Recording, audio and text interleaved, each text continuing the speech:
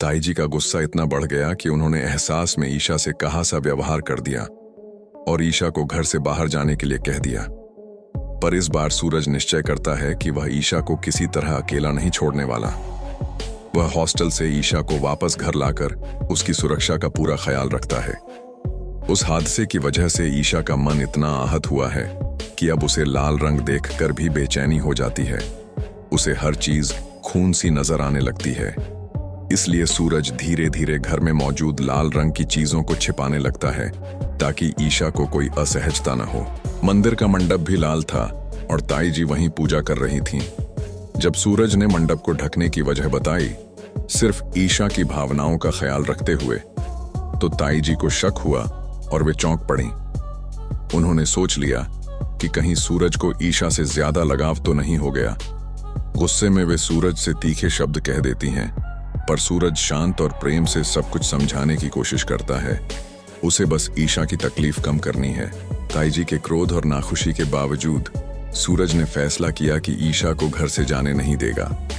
वह ईशा को अपने कमरे में रखकर उसके साथ बैठकर उसे संभालता है और धीरे धीरे उसका भरोसा जीतने की कोशिश करता है। अब कहानी में एक नया मोड़ आता है। पापा जी एक छोटी योजना बनाते हैं। उन्होंने सूरज के बचपन के एक दोस्त को बुलाया ताकि वह धीरे धीरे सूरज को एहसास दिलाए कि उसके दिल में क्या चल रहा है। इस दोस्त की मौजूदगी से सूरज में थोड़ी सी जलन और उलझन पैदा होती है, पर यही छोटी सी तैयारी सूरज को अपनी सच्ची भावनाओं से रूबरू कराती है।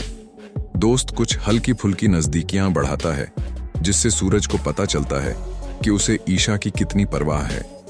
दाई मां की चेतावनी कि सूरज ब्रह्मचारी है और यह सब ठीक नहीं है सुनकर सूरज शुरू में मना करता है, पर फिर सोचता है और महसूस करता है कि जो वह महसूस कर रहा है वह किसी अनजानी चीज की वजह नहीं है, यह अपनापन है।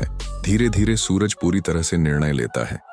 वह अपने पापा से वो डिवोर्स पेपर लेकर दिखाता है और बताता है कि अब वह ईशा को घर में रहने देगा, क्योंकि ईशा की मदद और सुरक्षा अब उसके लिए सबसे पहले है। ये फैसला सुनकर घर में हड़कंप मचता है, पर कई लोग, खासकर अरविंद जी, गर्व महसूस करते हैं कि उनका बेटा जिम्मेदारी और प्रेम के बीच सही फैसला ले रहा है। ईशा का जो सदमा हुआ था, उसे संभालने और ठीक करने की जिम्मेदारी सबसे बेहतर तरीके से सिर्फ सूरज ही उठा पाता है। वह ईशा के पास खड़ा रहता है, मनोबल बढ़ाता है और उसे बताता है कि अब वह अकेली नहीं है।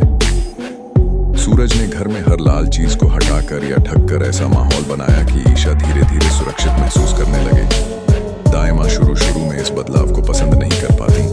उन्हें डर है कि यह सब फैसला सही होगा या नहीं, पर जब उन्हें नजर आता है कि ईशा को सच में मदद मिल रही है, दाई मां कुछ कदम और आगे बढ़कर गुलाब सिंह से समझौता करने की सोचती है।